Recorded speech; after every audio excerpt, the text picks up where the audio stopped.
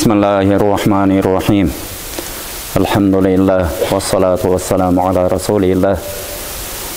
Allah subhanahu wa ta'alaga çeksiz şükürler, Peygamberimiz sallallahu aleyhi ve sellem'e salavat salamlar aytkandan keyin, hurmatlı musulman bir tuğandar, hurmatlı mekendeşler, hurmatlı cemaat, hurmatlı mekendeşler, bardığımızın ibadetimizni Kudayım kabul kılsın. Allah subhanahu wa ta'ala jürögübüzgө jaraşa baa beret arbiribizden. Süretті qozdап alış, сөздөрдү qozdап alış har bir adamның қолынан келет екен. Бирок бул жүрөктү qozdаган bir миллиондун бирине насип болот экен, урматтуу бир туугандар. Кудай Таала ошон үчүн Куранда кажерде болсо қалилемма тaqilun, қалилемма ташкурун, шүкүр кылгандар да аз, акылын иштеткендер да аз, bir нерсеге разы болгондор да аз деп bir улуу зат Арафатка барып хажыда kechke çeyin uşu Allah Taalam özün uşu şükür kılıuçulardı da az kılıp jaratıpsın, akılın bir nesege iştetkenderdi de az kılgan ekensin, adamdardın köpçülüğü uşu şükür kılbas bolot, azdardın içine koş dep dua kılç eken. Hurmatlı bir tuğandarыбыз bardığыбыз Kudayım işi kılıp uşu dünyada sırtыбызda qoz görünümüş etip atabız. İçki dünyabızda Allah Taala qozdosун. Bardığыбыз bir mekendin jaramdarыбыз bir tuğandar. Uşul jerde tınçlık bolgon üçün, uşul jerde bir mıyzamdуулuk bolgon üçün şunday jırgal gündördü görüp atabız. Uşul uçurlarda mına meçitlerде monda ibadetibizdi kılıp kalagan jeribiz bolup atat.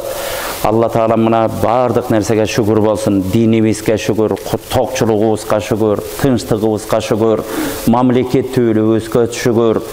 Bardıq şükürler bolup atat. Hurmatlı bir tuğandar, Kudayım şükür kıla turgan nersenin bardığının mına tüğü çokularına jetip atabız.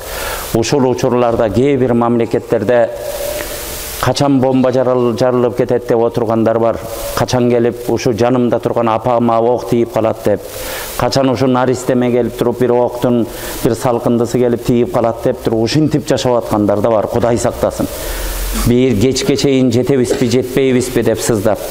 Bayanı gördük Palestina'da bir internette çıktı bir ata, ar birimiz baldarыбызды göz aldыбызга alalıçı gördüңүздөр. 4 balası var eken. Bak 4 balasının urandılarının astına kalıp tapbaydı, üy bölösü жоқ. Bu yerde çurkap жүрөт. Baldarının kızlarının atın atap, bir iya dep, bir jol üyünün ordu çıkarıp koygulaçı dep, uşa taştandılardı aralap çurkap жүрөt gördüңүздөр. Kuday saktasın. Bardığыбыз monday tınçlıktın üstünde turup atabız bu bir tuğandar, uşunu bağlaylı. Geliңizler bir жүрөгүбүздөн ушуну баалайлы, бири-бирибизди сын пикир менен карабайлы. Сын пикир менен ал сынды Allah Taala берет. Кимибиздин ким экенибизди Allah Taala электен өткөрүп алат, көрдүңүздөр да. Биз бири-бирибизге жардам берели. Бул дүйнөгө келгенде эмне?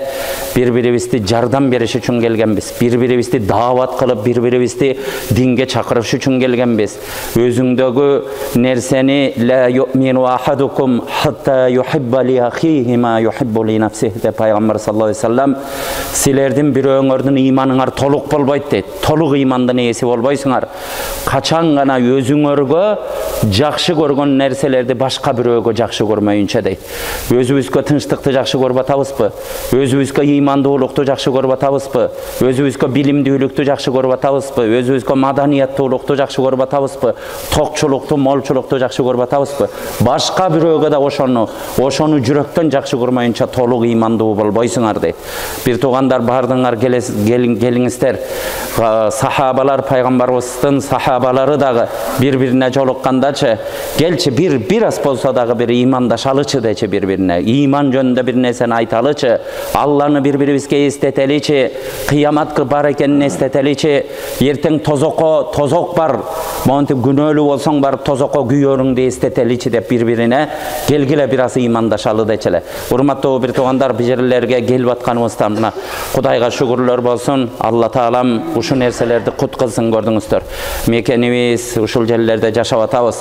Birok Пайғамбарыбыз саллаллаху алейхи ва саллям хадистеріне таянып айтсақчы, мұсылман адамчы, мұсылман, тура мұсылман.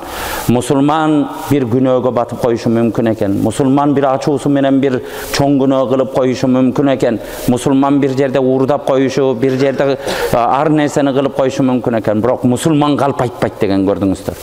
Эми ошо мекендин жараныбыз, ушул жерде bir жакшылык каалап атабыз. Мечиттерге келгенде ушундай болуп атабыз десек, bir тартипке келели таксырлар. Эркиндигибизди ушундай берди. Мен ушу жерде эч коркпой айта алам. Саясаттын эч нерсеге кийлигишпейбиз. Бирок бизге кайсы жетекчи келбесин, бардыгы динге каршы жетекчи келген эмес бизге. Азыркы ажообуз дагы мына Алла разы болсун. Кече эле мен Баткенде да айттым, мына умрага чогуу барып келдик. Адам менен ким экенин билсең сапарлаш бол дейт. Ошо ыйык жер Алла Тааланын Каабасында чогуу кирдик ошо жерге. Чогуу кирип чогуу намаз окудук. Ошол жерлерде ыйлап дуа кылгандарын кече айтып бердим. Бардыңыздарга дагы бир жолу айтам. Азыркы ажолорубузда келип туруп ал жерлерге мечиттерди куралы деп. Кудайым буйрса мына бу ниет кылып атабыз. Кече Баткенде да айттык. Баткенде 1-2 гектар жер алып бир чоң мечит куралы деп. Бул жерлерде дагычы азыр заманбап мечиттерге адамдар муктаж болуп калды, көрдүңүздөр да. Катардагы эле мечит эмес, ушу Ош шаарындагы биздин исламыбыздын, биздин Кыргызстандагы мусулманчылыктын эң ушу мекени деп ушу Ош шаарын айтсак болот. Дайым ала бир бутубуз ушул жерде. Анткени мусулмандардын талабы ушул жерде көп, урматтуу бир туугандар. Ушул жерлерге да бир чоң мечиттерди курабыз. Ар бир областтын центрларына аябай бир акыркы заманбап боло турганча, Кудайым буйрса бардыгыбыз амин деп туралы. Ушундай эркиндиктерди берди, илимди берди Кудай Таала. Араларыбызда карыларды берди. Уже остановка сайын мечит. Медреселерибизде 10 миң деген балдарыбыз окуп атат. Кече мына Египет мамлекетине барып келдик. 1000ден ашык экен балачы. Биздин учурда бир 100дөй эле. 1000ден ашык бала окуйт экен. Ким кой деп атат? Эч ким кой деген жок таксырлар.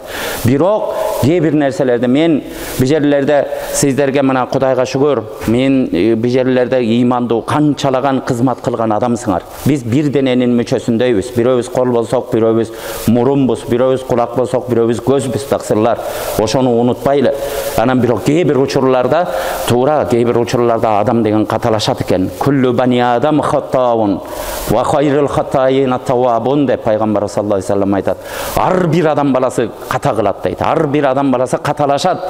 Бирок ошо каталашкандардын каталаштым деп эле отуруп алганы анын да жакшысы бар дейт. Жамандын да жакшысы болот. Ал жакшысы кайсы десе, катасын мойнуна алып калганы дейт. Тооба кылып калганы. Алланын астында болсун, каякта болбосун. Бирок урматтуу мусулмандар, бизде да ката бар. Ошо казекемде бул жерде отурган ар бирибизде катачылыктар бар. Кээ бирлерде бир мындай топтолуша калып туруп, кээ бир бизде Алла разы болсун, канчалаган мына ислам жамааттары бар. Туура. Кече да айтып атабыз, кээ бир инсандар адамдын табиятын өзгөртүп болбойт экен. Кээ бир адам бар, мисалы үчүн динди китеп окуп жеткизгиси келет. Кээ бирөө бар, телевизордон сүйлөп жеткизгиси келет экен. Кээ бирөө бар, көчөгө чыгып эшиктерди такылдатып жеткизгиси келет. Кээ бирөө дагы бир башка нерсе менен. Ошо өзүнүн табиятына жараша жамааттар түптөлүп, ислам жаралгандан бери келаткан нерсе, көрдүңүздөр. Анан жамаат болуп бардыгынын эле ниети бир, урматтуу бир тууган. Бардыгы эле ошо чокуга чыгалы, бардыгыбыз эле бейишке кирели деп атабыз. Жок болбосо жамаат болуп эмне кыласың? Үйүңдө азыр күнөө кылам десең деле көчөдө толтура бар. Туурабы? Антип ишиң жок жүрсөң деле. Азыр ачка деле адам калбай калды көчөдө. Адамдарды азыр мына дыйканчылыктын учурунда барып атабыз. Илгери мына бул жерде бир аз жаш өтүп калгандар билет, жаш балдар билбей калышы мүмкүн. 90-жылдары, 90-дан 2000-жылга чейин адамдар уш жерде нанга акча таппай калган, билесиңерби? Мындай айтканда, чала полу ачарчылык эле болуп калган ошол учурларда. Үйүндө макарон бышырып жеп аткан үйдү көрсөң, ошо бактылуу адам катары көрчүсүң. Биз студент кездерде ушу билем, балдар менен ээчи ушу медреселерде. Ошо жаныбызда бир пирожки сатат эле.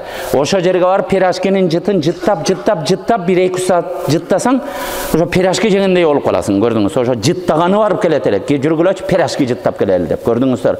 Бирок азыр астыңа тамак коюп койсоң, ошо тамакты ичип бүтө албай атасың, көрдүңүздөр. Мына аталарыбыз билет, мына калыс болсун.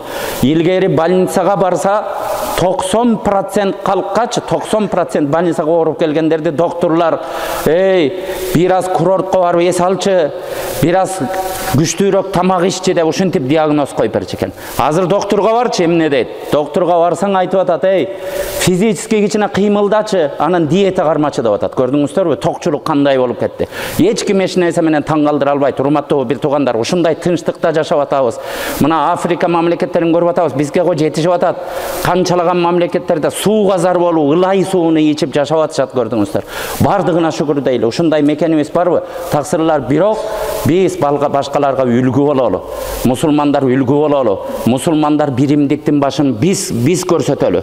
Ар бир жерде эч бир мындай жамааттардычы, мисалы үчүн мамлекет чындап жанагынтип курал колдоном, бир теракт кылам, мындай деген ал мамлекетте өзү эсептешип алган. А бирок мындай кызмат кылып аткандардычы бири-бирине биз эч нерсе дей албайбыз, урматтуу бир туугандар. Бирок ар бир кишинин кемчилиги болгондой, ошондой ар бир жамааттын да өзүнө жараша кемчилиги бар, көрдүңүздөр. Кээ бир учурларда бир жамаат болуп алып атат дагы, только биз өзү мындай айтканда, мындай түшүнүк карап турсаң, бир эле жамаатты айтып аткан жок. Бардыгы мына мени бул жерде камерада тартып атат. Бардыгына мен айтам, көрдүңүздөр да.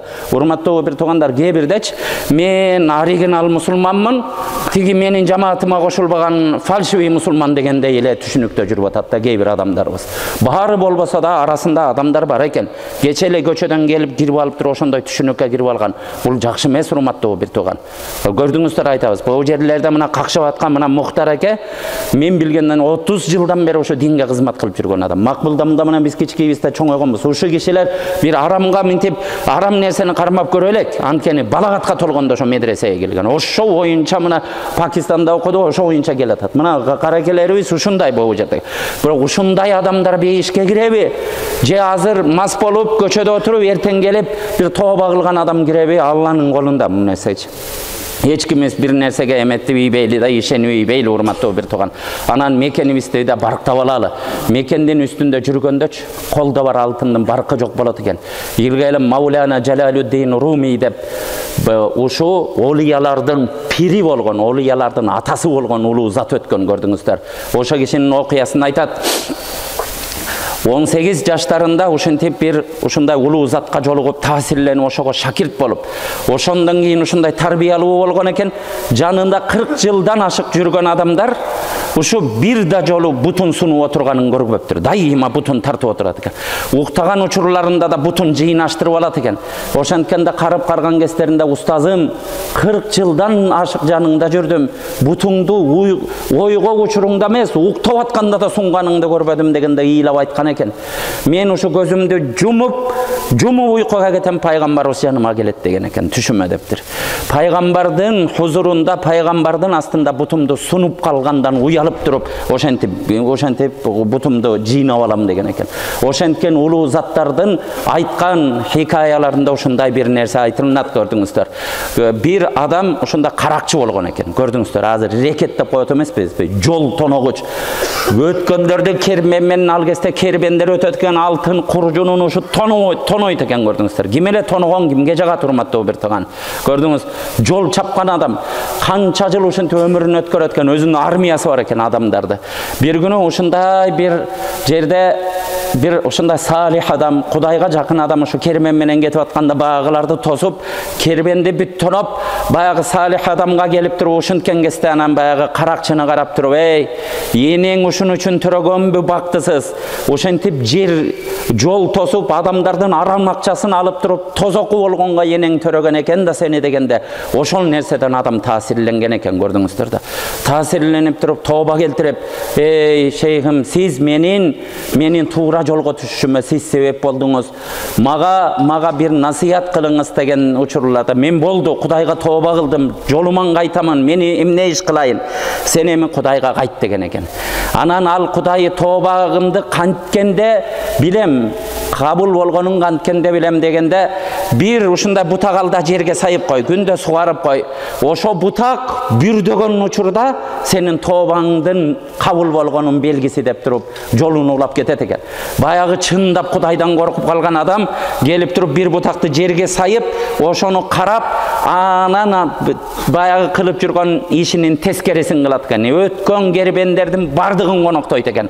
Uşintip koy soyup, dastarkon jayıp, hiç kimdi uşu beleksiz getirbe kança bir jıl ötöt eken. Bürdöbey koyot eken. Bayagını karayt, bürdöbey, ortodom kançalagan jılдар ötöt. Oşondan bir günü daha bir kerben getip atkanda bирөөнү кармап туруп ошентип чай ичип кет дейт экен. Чай ич дегенде, "Жо, мен ушундай шашып баратам" десе, "Жо, бир тууганым, мен ушундай ант бергенмин Кудайга. Бир да кишини чай ичирбей кетирбеймин. Бир дастарконго отуруп кет" десе болбойт экен. Экөө ушинтип атканда аттын үстүндө турган киши камчы менен чабат экен. Чапканда эми мурун каракчы болуп жүргөн эме мурункусуна кайтып баягычы жини келип туруп анан колундагы найзасы менен анан уруп алат экен ачуу менен. Ошондон анан мынтип кулап түшкөн учурларда кайра барып, Кудайым" деп, баягы мынтип бутакты караса бутак турат дейт баягыда каткан эле боюнча. Кудайым, ушу сөз берип алып туруп, кайра жаман адатыма келип алдым. Канча жыл убара болдум эле, эмне кылып салдым деп, баягыны алып барса жаны чыгып кетип баратат.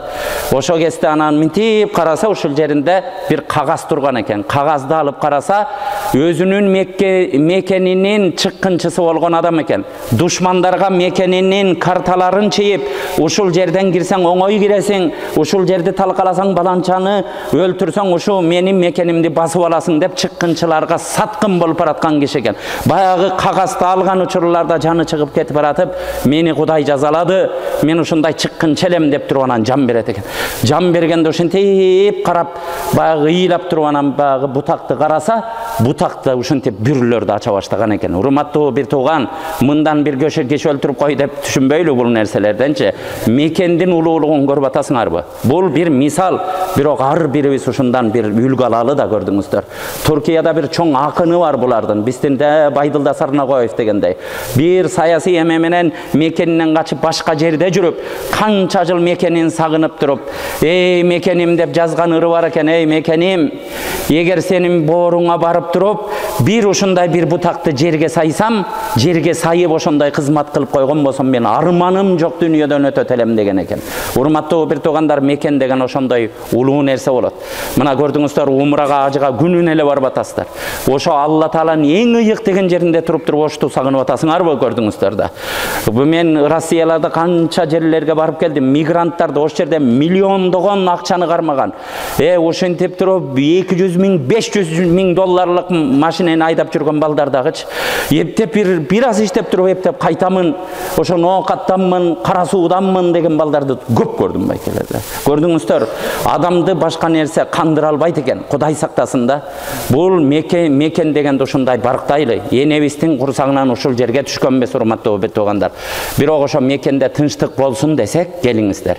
Тынчтык болсун, балдарыбыз жаман күн көрбөсүн, эртең ушул жерде адамдар бөлүнбөсүн десек, биз баштап береличи. Ансыз деле бөлүнгөн көчөдө толуп атат. Көрдүңүздөр да, ансыз деле бөлө турган адамдар. Бирок мечиттин ичиндегилер оңолгондон анан көчө оңолот, көрдүңүздөр. Көчөнү айта бербейличи, биз биринчи ушуягыбызды оңдоп алалычы, таксырлар. Келиңиздер. Ошон үчүн бобу бири-бирибизди мусулман катары сыйлайлы. Канчалаган адамдарды көрдүк, таксырлар. Мына баланча жамааттан дейт, мынтип мамилелешсең ушундай жакшы адам, көрдүңүздөр. Жөн эле туруп эле алтындай болгон адамдарды, ушундай алтындай бейишке бара турган адамдарды күнөөлөп салган учурларда болуп атат да. Ал эмне? Тиги жамаатта жүрөт, тиги жамаатта жүрөт деп. Бирок бул ката түшүнүк. Бир эле жамаат ушундай биздики жөн эле эмени бейиштичи акча менен сатып алып бурондоп койгондой сүйлөп калдык да, көрдүңүздөр да. Болду, ушу менен болсоң болот, муну менен болсоң тозоку дегенде. Андай нерселерге барбайлы, таксырлар, көрдүңүздөр. Ким эмнеси менен кызмат кылса кылсын. Бизде ушундай дин эркиндиги берилип атабы, таксырлар, бирок кээ бир нерселерди оңдойлу. Эми оңдой турган нерселерге кичине бир токтолуп өтөйүн. Таксырлар, бардыңыздар ушу кээ бир кемчиликтерибизди моюнга алалы да, болуп аткан кемчиликтерди. Кайсы эле бир жамаатты монтип көрсөтүп аткан жокмун. Бизде ислам кызмат кылам деген ондогон жамааттарыбыз бар да. Баарын айтып аткан нерсебиз, көрдүңүздөр. Өзүбүздүн жана эгоисттик сезимдерибизди таштайлы. Бір-бірімізді жек көргенде таштайлы, урматтуу биртуган. Бір-біріміз менен мондай биригели. Эң биринчи нерсе мыйзамдуулукка башыйелі, тақсырлар. Биздин мамлекетибиз барбы? Паспорт көтөрүп жүрөбүзбү? Ошо паспорт менен сыртка умра ажыга барып келип атабызбы? Паспортуң жок болсунчу азыр эмне болосуң көрдү. Паспорту жокторду мына биз көзүбүз менен көргөнбүз. Мамлекети жок, колунда паспорту жок.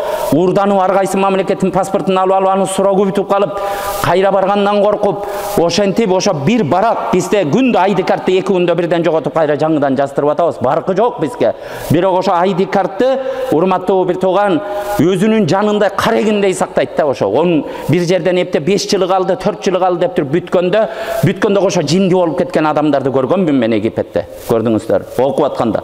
Эми каяка барам депчи. Көрдүңүздөр, эми түрмөгө барамбы же өлөмбү деп. Эки нерсе күтүп. Анан биз ушундай паспортубузду көтөрүп жүрөбүзбү? Ушундай мекенде жашап атабызбы? Бир туугандар, келиңиздер, ыкка келели, көрдүңүздөр. Биз биринчиден ыйманыбыз бар. Мечиттерге келип атабыз. Экинчиден иншалла тамактын даамын билген акылыбыз бар. Келиңиздер, бири-бирибиз менен сүйлөшө алабыз, туурабы? Бардыгыбыз ошентели. Анан жана сүйлөшкөндү билбеген көптөрдү көрдүм да. Мечиттерде, Бишкекте мына болгон нерсени айтып атабыз. Мечитке киресиң, бир жерге барып шам окуп калдым баягы күнү. Айтпай эле коеюн, Бишкектин бир мечитинде. Ошондой бүткөндөн кийин эми элге бир аз 1-2 аят айтып коеюн деп ордуман турсам 4-5 чыгып кетти. Мейли иши бар го. Да бир экөө телефон чукуп отурат. Адамдар көрдүңүз да, адамдын да карап билесиз эмне экенинчи. Бири-бири менен батышпай калган да ошол жерге. Эптеп намаз үчүн. Сүннөттү бир жерде окуй калып, мына чын нерсе буларчы. Мен жалганды айтып аткан жокмун. Фарызга ошо өлгөнүнүн күнүнөн келет да, көрдүңүздөр. Бир сапка тура албайт ошол жерде. Чукушуп бири-бири мененчи ошо бычак берсең сайышып ийет ошолор, көрдүңүздөр. Ошондой абалга келбедикпи? Же калп десеңер айткыла. Барбы ошо Оштода ошо барбы көрдүңүздөр да? Чыгып кетип адамды жактырбай, бул мындай, мунун мунун чапаны жок, мунун селдеси жок, мунун топу кийип алыптыр, бул костюм кийип алыптыр деген эле оюн менен ойноп калдык да, көрдүңүздөр. Бизди ушу бир душмандар акылыбызды ушинтип ушуга салып коюп туруп өздөрү космоско учуп кетип калды, көрдүңүздөр да. Биз ошону талашып жүрөбүз. Сен чапан кийдиң, сен муну кийдиң, сен маазы кийип алдың, сен кийбей койдуң эле деген ушундай эле талаш менен болуп калдык да. Таксырлар мындай кылбайлы, келиңиздер да, ынтымакташалы, бири-бирибизди кемчилигибиз менен кабыл кылалы. Инсан баласы кемчиликтүү болот. Ушу бирөө менен дос болуп атканда ушунун эртең кемчилиги чыгат сөзсүз деп туруп кабыл кылалы. Анан бир кемчиликти көрүп алып туруп оройтуп аны айтпайчы.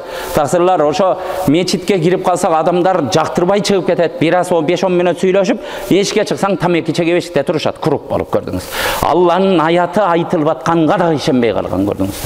Ошончолук жана жүрөгүндөгү ишенич ошончолук алып барып койгондорду көрдүк.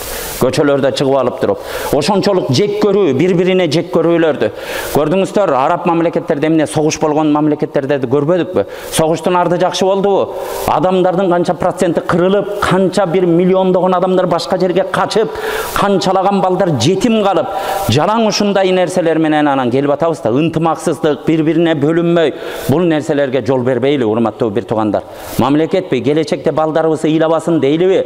Ушул жерлерде бир жаман нерселер болуп, адамдар бөлүнүп жарылбасын дейлиби? Дей турган болсок, урматтуу, ошону ниет кылган болсок, келиңиздер, баарыңыздар ушу бири-биринин сыйлаганга өткүлө. Ар ким өзүнүкүн туура, анан башканыкы туура эмес дебесин. Бардыгы туура. Кудайым буйрса, иншалла, бул жерде кылып аткандардынчы туура эмесин биз айтабыз. Акыйдадан чыгып баратканын биз айтабыз. Таксырлар, аалымдар бар ошол жерде, канчалаган аалымдар айтат. Шарияттан чыгып туруп башка мамлекетке зыян келип атканын айтабыз, урматтуу бир туугандар. Ушундай деп, аны мамлекет өзү карайт, көрдүңүздөр да. Бирок мондай келгенде биз ар ким өзүбүздөн өкүм чыгарбайлы. Кели өзүңдүн билимиңдин деңгээлинде кыл. Өзүң билбеген нерсени сүйлөп күнөөкөр болбочу. Мечитке келип алып туруп сооп табам деп күнөө таппачу, урматтуу бир туугандар. Келиңиздер, биригели биринчи нерсе сураныч мыйзамдуулукка баш ийели. Көрдүңүздөр. Атыйуллаха ва атыйур расула ва улил амри минкум. Силер Аллага баш ийгиле, пайгамбарга баш ийгиле, анан силердин арасыңардан чыккан башчыларга баш ийгиле дейт. Биз ушундай бир мамлекетпиз. Адамдар суктана турган мамлекетпиз. Кече башыбызга кыйынчылык келгенде көрдүк го, адамдар кандай жер үчүн, 1 метр жер үчүн адамдар жанын берерин көрдүк го. Ошондой мамлекетте турабыз. Тоосу бар, көлү бар, суусу бар, жамгыры бар, кары бар, кышы бар, жайы бар, жазы бар, күзү бар. Көрдүңүздөр. Кудайга шүгүрбү? Мамлекет башчыбыз бар, биздин жетекчилерибиз бар, мыйзамдарыбыз туура. Сени намаз окуп атабы? Жок.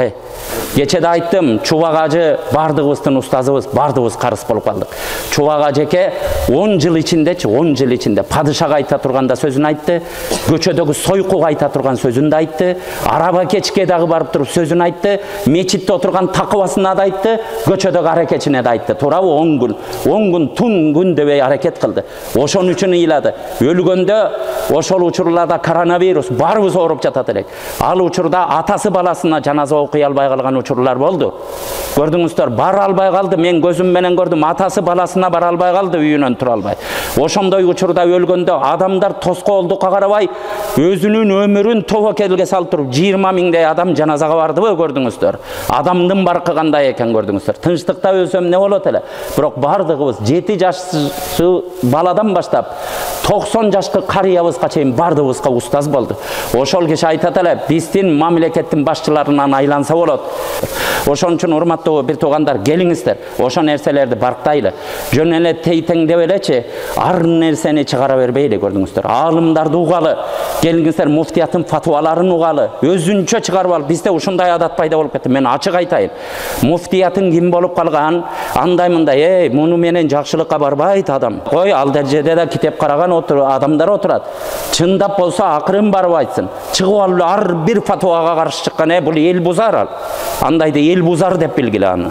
Андайларды ичибегиле айтайын мен. Мен ачык айтайын муну. Силер эле бу жерде 300-400 адам укпайсыңар. Муну жалпы адам уксун деп тети камераны коюп койдук. Заман ушул экен, көрдүңүздөр. Урматтуу бир туугандар. Бардыгын ушул нерселерди кылалы. Биринчи мыйзамдуулукка, көрдүңүздөр да. Экинчи нерсе, урматтуу, биздин ата салтыбыз бар. Ата салтыбыздынчы 99% биздин шариятыбызга шайкеш келет. Аны тана албайт. 1% ашыкча кетип калган, туура. Ашыкча нерселерин дагы биз айтып атабыз. Жана ысырап корчулуктарды айтып атабыз. Кээде тойдо ысырап, өлгөндө ысырап, келип туруп анан кээде ырым-жырым, тиги бу ширк болуп кете турган нерселерди айтып атабыз.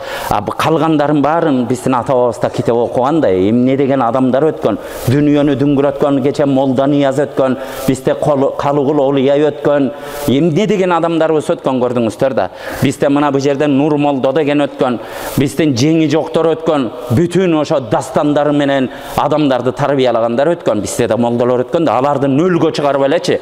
Аларды нөлгө чыгарып эле жок деген жакшы нерсе болбойт, урматтуу бир тууган. Ким атасын сыйласа баласынан сый көрөт. Кээ бирөөлөр чыгып атат ушундай андай мындай деп. Ошон үчүн биздин шариятыбызда ушундай, кандай кийиниш керек дегенде, ошо өзүң жашап аткан чөлкөмгө үн учурабаган адамдар ушинтип чочуп кетпеген кийимдерди кийгиле дейт, туура. Урат эркек кишиники ушул жерден тизени жабыш керек, билесиңерби? Киндиктен тизени жабыш керек да. Эми антип жылаңачтанып ал деген жок. Туура биздин көзүбүз көнүп калган эле кийимдер көтүп алалычы, анын эч эмес жок. Сүннөт десек, туура мына Макбулданыкындай, мына Казекеникиндей кылып, мына эмени кийели, сүннөт кийгибиз келип атат. Эч ким андан тийган жок. Бир эле иреттеп койгулачы деген эле сураныч болуп атат. Ар жак бир жактарыбызды баскан турганыбызды иреттеп коелу. Кээ бир учурларда кечиресиздер. Мына мен айтайын да, кээ бир учурда ушу кебетесин пайгамбар көргөндөй болосуң. Жана эле пайгамбар. Келип алып туруп рекетчилик кылып аткандар бар. Канча жолу келди менин кабинетке.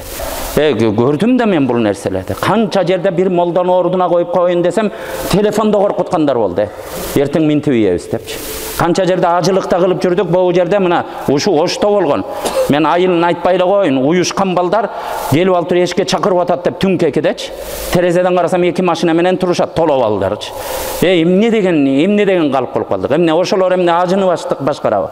Мечитте эмне ошолордун колуна салып берели ошентип, көчөдөгү жарым тентектерден. Көрдүңүздөр, эмне болуп атат? Карасаң, түсү пайгамбардай кийинип алган. Эмне кылалы? Эми ошентип берелиби, көрдүңүздөр? Кээ бир медресе, мечиттер деп атабыз, таксырлар, мечиттерди иреттеп атабыз. Көрдүңүздөр, мына бу мечит, көрдүңүздөр, астында жылуулук, килемдери таптаза, бу жерлери таптаза, даараткана кирсең ысык мустак суу, ушинтип өнүгөлү. Ан-назафату минал иман деген сөз бар. Кээ бирөөлөр хадис дейт, кээ бирөөлөр хадис эмес дейт, бирок баркы улуу бир сөз. Бул тазалык, бул имандан. Пайгамбарыбыз саллаллаху алейхи вассалам таза болгон, урматтуу бир тууган. Антип эле далил алып келе бербейли. Туура пайгамбарыбыздын кээ бир учурларда казатта болгон, кээде кирдеп калат, кээде чаң болуп калат. Мындай отуруп туруп эле эмне балит болгон деп ким айта алат, көрдүңүздөр. Бардығыз денебизди туура тутуналы да көрдүңүздөр. Ошон үчүн урматтуу бир тууган кийимдерибизди оңдойлу, жалпы бир кийимге өтөлүчү. Туура ошо бул кийим деле, жана өөнү учураган кийим деле 1000 сом турат. Жөн кийим сатып алсаң деле 1000 сом турат. Аны бул апарзан, бул бекер таратылып атат деген нерсе жок. Жөн эле акчам жок болсо эмнен алайын деп, акча азыр Кудайга шүгүр, акча жок деп айтпайлычы, шүгүр дейличи. Адамдардын курсагы тоюп кетти. Азыр келсең, мына ифтарга орозо келатат, мына 2 айдан орозо болот. 15 жыл мурун адамдарга ифтар деген сөздү түшүндүрө албай, байке ушу бир 10 кишиге кичине дасторкон даярдап бир коосуңбу десе, ошо кайыр сурап аткандай көрөт эле адамдар, жаман көрөт эле бир аз.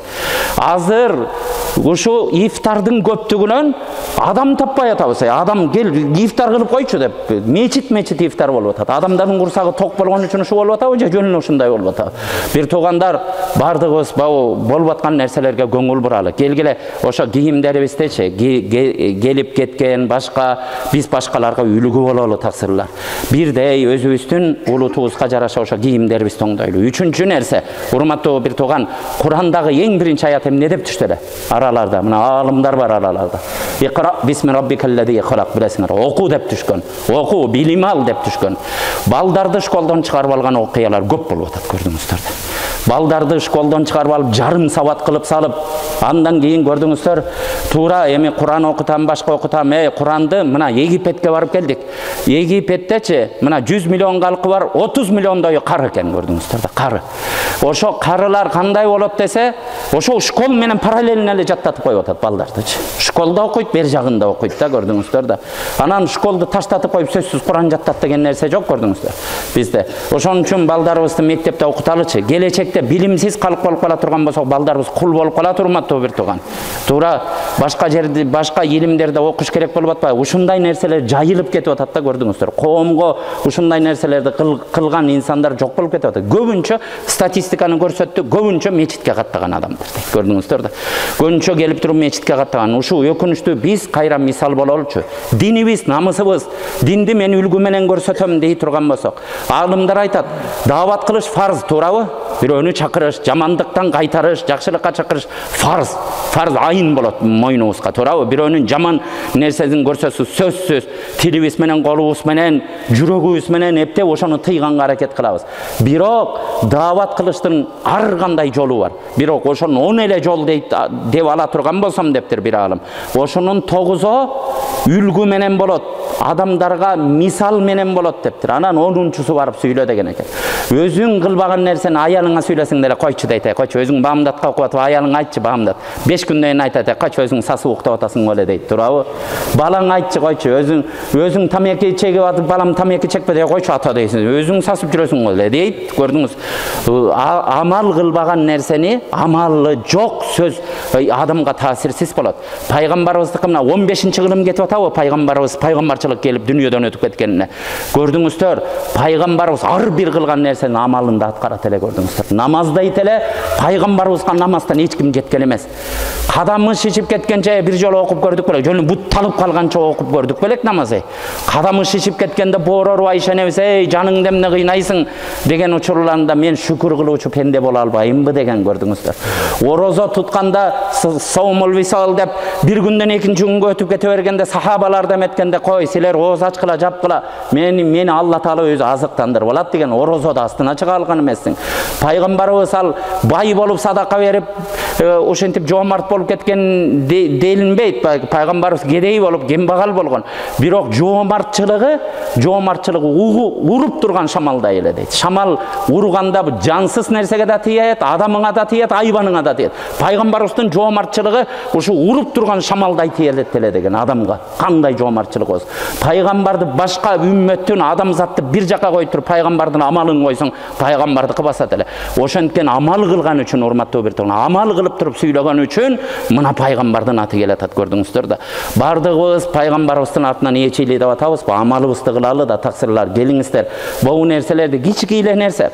Биздин кылып аткан 99% иштерибизде талаш жок, көрдүңүздөр. Иманыбыз бир, кыбылабыз бир, Кураныбыз бир, мечитибиз бир, ниетибиз бир, көрдүңүз, ыйыгыбыз бир, Кудайыбыз, пайгамбар баары бир. Талашканыбыз эле ушу болуп атат да. Сен эмне мындай кийинип алдың? Сен эмне мынтип баспайсың? отурбайсың, сен эмне мечиттен кийин минтип сабакка отурбайсың. Ушул менен анан бөлүшүп бири-бирин анан жаман көрүшмөйгө. Чындап жаман көрүшкөн жок болсо ынтымактуубуз деп айтып коюп атышат, бирок болгон нерсени айталы да жашыра бербей. Көрдүңүзбү, урматтуу бир туугандар? Кээ бир учурларда ушундай бири-бирине сөз айткан, бири-бирин ушактаган, кояга жолобу анын ниети тигинде. Ниетин сен кайдан билип алдың, көрдүңүз да? Адамдарга жайып жөн эле турган деди, карапайым колхоздогу адамдарга барбай, аларга жолобу ал минтип коет, алар еврейлер деп.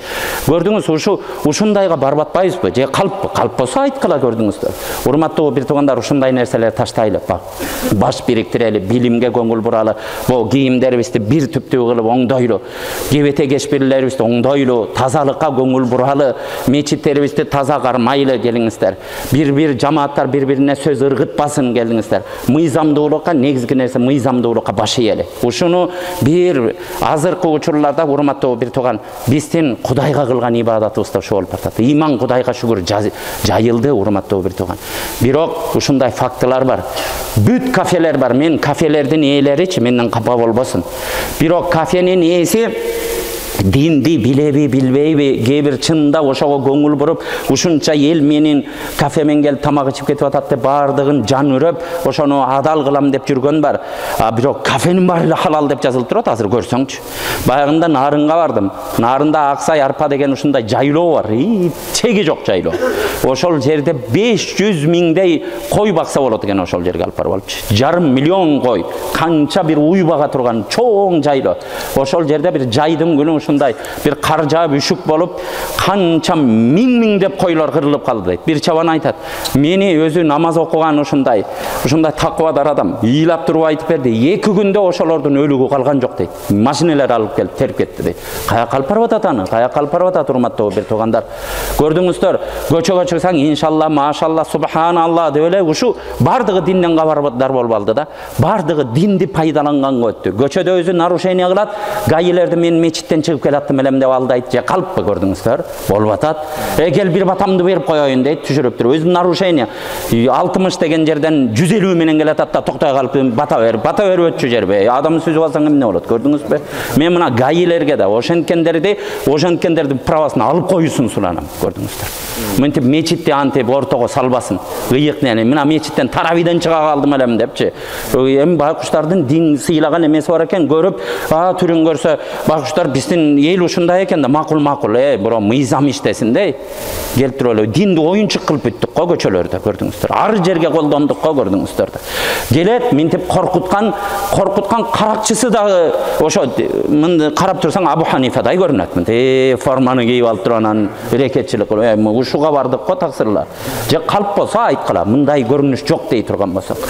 Бардык жерде ушу болуп атат. Бир жерге аэропорттон кечигип калган, мен мындай болдум, диний иштер менен жүрдүм деп, өзү диний иш эмес, кафеде тамак ичип туруп анан кечигип барган.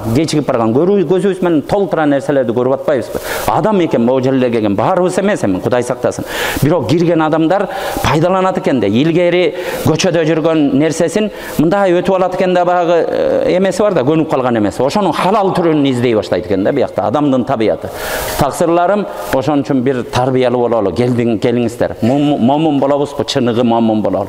Баш бириктирели, сиздерден суранарыбыз мына Кудайым буйрса, кийимдерибизди ушундай биздин ата-бабабыз кийип келаткан кийимге өтөлүчү. Муну кыскартып, анан болжолдоп, минтип, намек кылып айтпайбыз, мына ачык эле айталы. Бардыгыбыз ошого өтөлү, келдиңиздер, Мындай чоочун биз араб болуп кете албайбыз, таксырлар. Туура. Араптарды сыйлайбыз.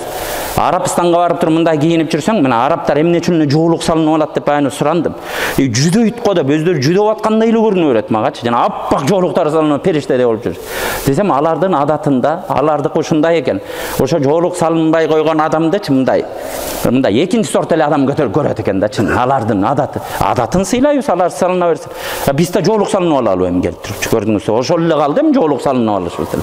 Кээ бирөөбүз жоолук деле салынып баштадык көчөдө. Туурабы? Келип алып арабчачы. Аны арабын көнүп алыптыр, алар жүдөбөйт экен.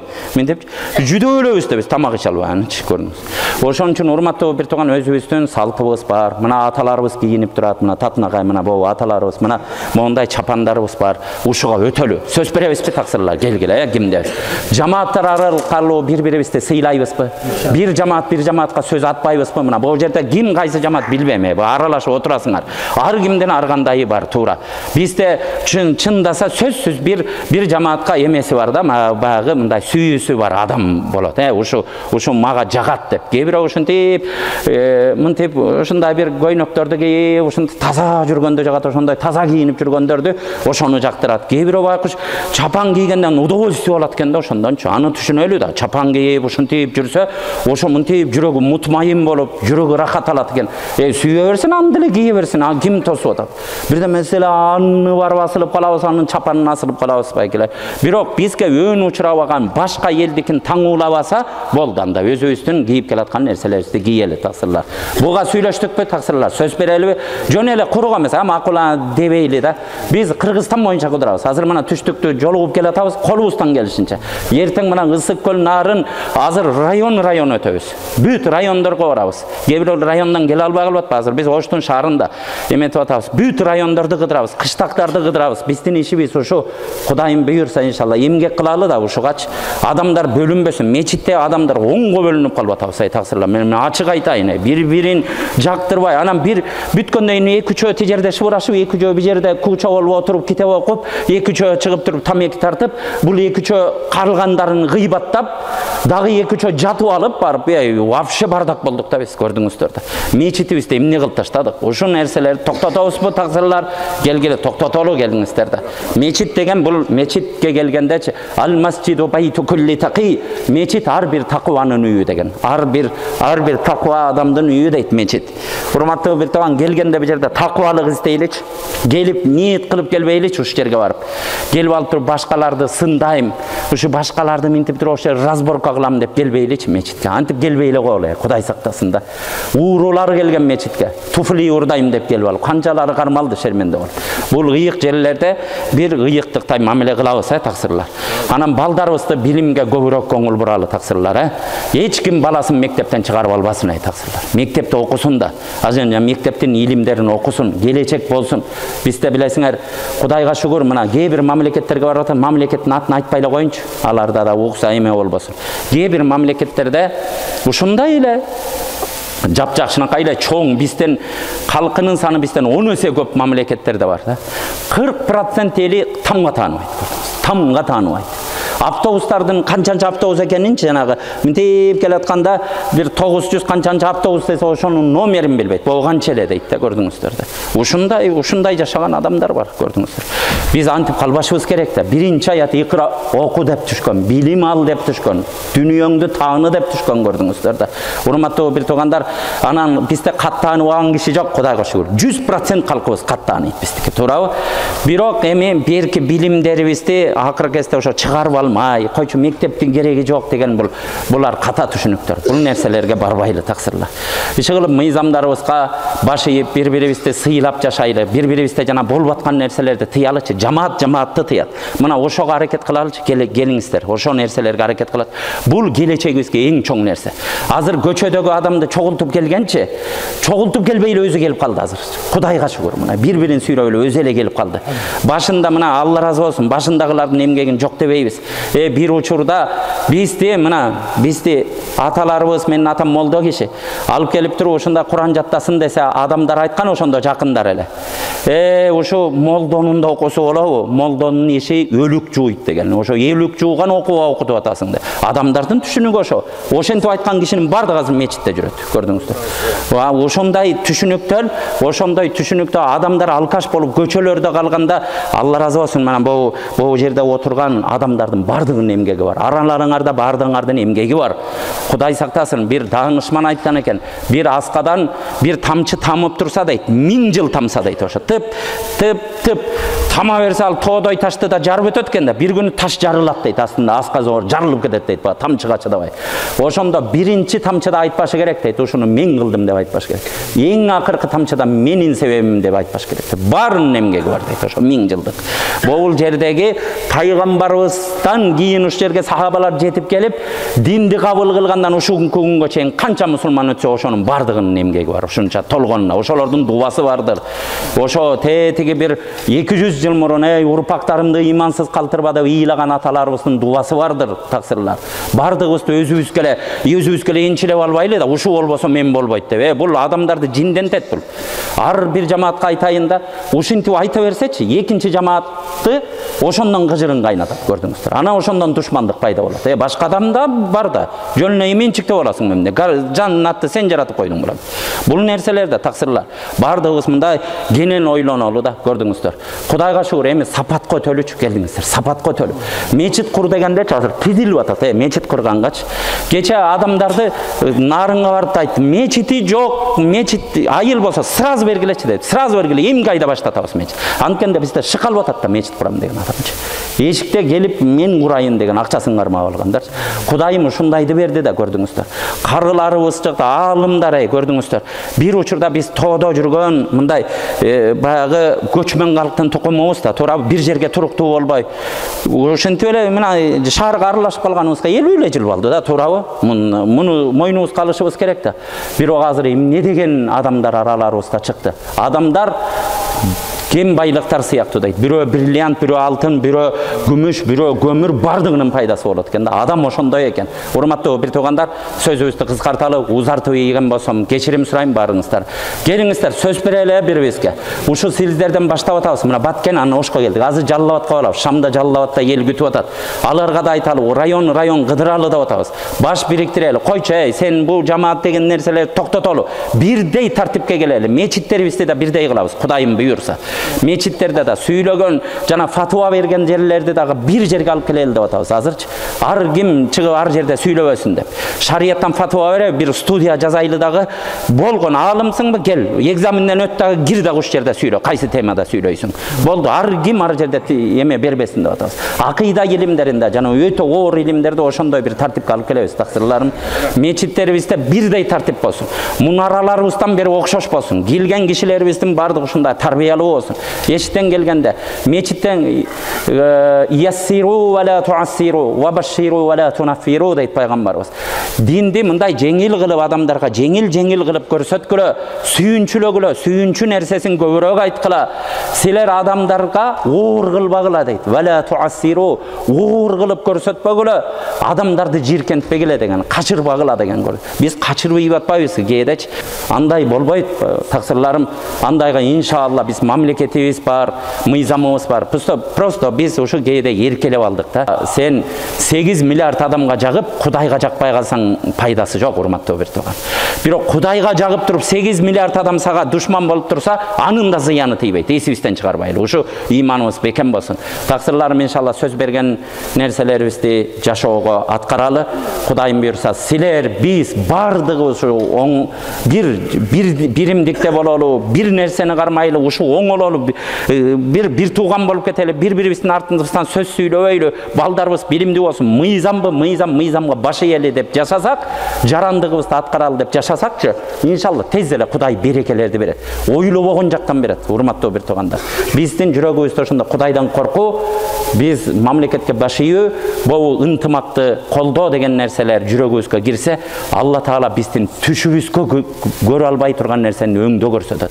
Алла Тааланы билесиздерби? Алла Таала эгер берсе, аны терип жетише албайсың, урматтуу бир тууган. Тере албай каласың Алла Таала берген нерсеничи. Кудайым иншалла ошондой ачкычтарын ачсын. Алла Таалам бардыгыбызга такыбалык берсин, өмүрүңөргө береке берсин, ортолорубузга ынтымак берсин. Hazreti Muftibizdin ömrüne bereke versin. Şu жерде айтылган сөздөрүнө бизге амал кылып, шуну башкаларга жеткиргенге Алла мүмкүнчүлүк берген болсун. Буйурса, Куранда Аллах Таалам айткан, эстетүү сөз момундарга пайда берет деген. Мына ушул жерде айтылган сөздөр баарыбызга буйурса пайда болду деп ойлойбуз буйурса. Азиретибиз бул эми биздин мусулмандардын башчысы экен да. ушул учурда өтө керектүү, өтө зарыл, ушул учурда керек болгон маселени көтөрүп атат да, түшүнгөн адамгачы. Биздин Ибрахим алейхиссалам Каабатулланы курганда дуа кылган экен. Аллахумма жа'ал хаза баладан амина. О Аллахым, мына ушул өзүңдүн үйүңө тынчтык бергин, аманчылык бергин деп. Алымдар ушул дуадан маселе чыгарат. Ар бир мамлекеттин, ар бир коомдун, ар бир элдин, ар бир үй бүлөнүн керек болсо ар бир адамдын өсүп өнүгүүсүнүн биринчи шарты бул тынчтык, бул аманчылык. Тынчтык болбосо, аманчылык болбосо эч нерсе болушу мүмкүн эмес. Дуа кылышыбыз керек, дайыма ушундай бизге шарт түзүп берип жатканына, дайыма азиретибизге биз дуа кылып турушубуз керек, ушундай бизге келип жол көрсөтүп турганына. Анан дагы бир нерсени айтып коелу, урматтуу бир туугандар, биздин мамлекет өзүңүздөр билесиздер, кичинекей мамлекетпиз. Биз ааламга дин менен таанылып жатабыз. Башка тааныла турган эчтекебиз жок азырынча. Дин менен таанылып атабыз. Бир жерде бир үй болсо, анын төрт эшиги ачык, терезелери ачык, ичинде эчтеке жок болсо, ал жака ууру кирбейт экен да. Эчтеке жок, ал жака киргендин пайдасы жок. А эгерде бир үй болсо, ичинде кымбат баалуу алтын, күмүштөр болгон болсо, ошол жерге ууру сөзсүз кирет экен. Биздин мына ынтымагыбызды шайтан көрө албай атат. Ошон үчүн өз ара кирип алып, мына айтып атпадыбы азиретибиз? Жамааттардын ортосунда ар кандай сөздөр, бири-биринин кемчилигин айтып, биринин сөзүнөн бир нерсени алып, бирибизди кайчылаштырып, бул жакшылыкты көргүбүз келбей атат. İmam Gazali rahmetullah aytқан. Bir adamдын кемчилигин бирөө сага айтып келсе, ал тууралуу чечим чыгарганга шашылба дейт. Ошол адамдын өзүнөн тактап сурамайынча дейт. İmam Şafi rahmetullah aytқан. Bir adamдын сөзүндө 99% куфурго далалат кылган сөз бар дейт. 1% туура сөз экендигине ыктымал бар дейт. Ошол 1%га ыктап ошол сөздү түшүнүү зарыл деген, түшүнгүлө деген. Демек урматтуулар, ошон үчүн ортодогу келишпестичилик, дайыма ортобузда башты бириктире турган, жүрөктү бириктире турган сөздөрдү сүйлөйлү. Устазыбыз айтат эле, бир адамдын тозокко барышына ушундай бир сөз сүйлөп коюп жетиштүү болот. Ошол сөздөн эки мусулмандын башы ажырап кеткен болсо. Мусулманды бөлө турган, имандуулар бөлө турган сөз сүйлөгөн тозокко башына жетиштүү болот. Бир адамдын бейишке барышына бардыгын башын бириктире турган бир сөз сүйлөп коюп бул жетиштүү болот деген. Ошон үчүн келиңиздер, ынтымакты бекемдейли, бөлүнбөйлү, жарылбайлы, бир дасторгондо чай ичели, азыр азиретибиз айткан бардык сөздөрдү сактап, башкаларга жеткирип, мына ушуну биз амал кылып, башкаларга жеткиргенге баары ушул жерден бекем бир чечим чыгарып кетсек, Аллах Таала баарыңыздардан разы болсун. Баарыбызга ушул жерде айтылган жакшы насааттарга амал кылып, башкаларга жеткирүүнү насип кылган болсун. Amin. Elhamdülillah. Ve salatu ve selamu ala Resulillah. Жараткан Аллахым өзүң ыйык мечитиңде отурабыз. Кудайым жалынып жалбарган дуаларыбызды кабыл кыл. Алла Таалам мекенибизге тынччылык, мекен башчыларына кайрат, күч, кубат, адилеттүүлүк бер. Элибизге токчулук, макчулук, канияттүүлүк бер, бекем иман бер, ихлас бер, ак жолуң анадаштырба. Аллахым күнөөлөрүбүздү кечир, айыптарыбызды жашыр. Мындан кийинки жашоолорубузда Кудайым күнөөдөн узак болгонго Кудайым өзүң жардам бер я Роббул аламин. Ортолорубузга ынтымак бер, мечиттерибизди Кудайым ошо ихластууларга толтур я Роббул аламин. Аллахым ошо дин ниматын бердиң, жүрөгүбүзгө иман бердиң, иманга кызматчылык кылып колдонгон я Роббул аламин. Алла Таалам бизди жаман сыноолор менен, биз көтөрө албаган сыноолор менен Кудайым сынабагын я Роббул аламин. Кылган дуаларыбызды кабыл кыл, жүрөгүбүзгө такыбалык сал. Алла Таалам өзүңдөн чыныгы корко турган момундарыңдын катарында кыл. Алла Таалам бардык жакшы ниеттерибизди кабыл кылып, пайгамбарыбыз эмне нерсени суранган болсо ошонун бардыгын сурана Кудайым бардыгына жеткир. Пайгамбарыбыз эмне нерселерден сакташыңды сураган болсо, ошол нерсенин бардыгынан алыс кылышыңды сурайбыз. Алла Таалам алыс кылгын я Роббул аламин. Аллахумма Роббана атина фид дунья хасана ва фил ахирати хасанatan ва кина азабан нар. Бирахматика. Ассаламу алейкум.